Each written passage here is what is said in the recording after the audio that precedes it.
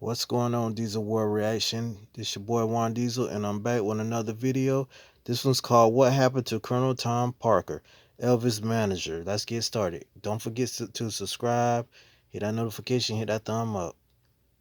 Elvis Presley's controversial manager, Colonel Tom Parker, was born Andreas Cornelius van Kajik on June 26, 1909, in the Netherlands.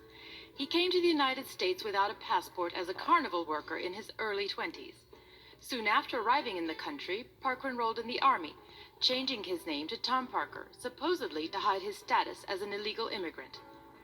Parker's military career ended with a dishonorable discharge and a 2-month stay in a mental hospital. He then took odd jobs, including managing musical acts, and returned to carnival work. While traveling with the circus, Parker met and married 27-year-old Marie Frances Mott. In early 1955, Parker became interested in Elvis Presley, attracted by his unique singing style, which he found different from the current trends. He eventually became Elvis's manager, forging a relationship that would last until the singer's death in 1977.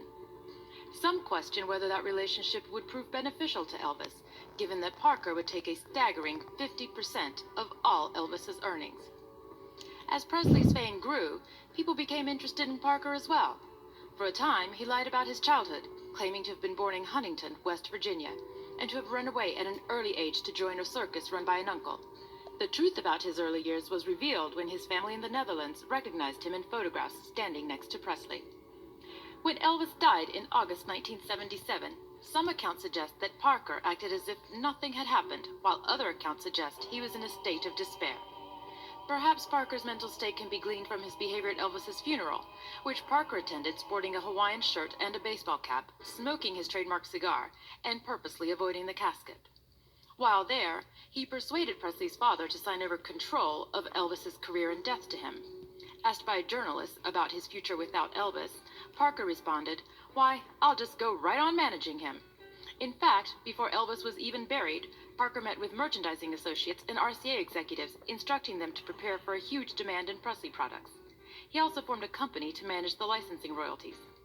It would later be learned that the Presley estate owned just 22% of the company, while Parker owned 56%, with the remaining 22% consisting of various business associates.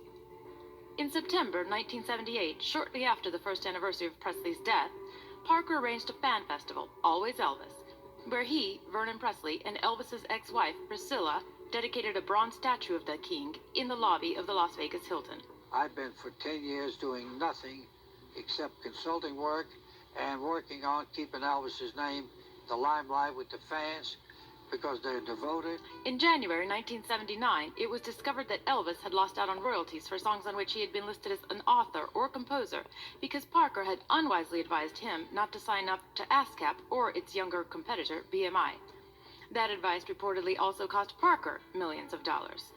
Colonel Tom Parker died on January 21, 1997 in Las Vegas, Nevada, at the age of 87. Priscilla Presley attended as a representative of the Elvis Presley estate and gave a eulogy that, to many in the room, summed up Parker perfectly.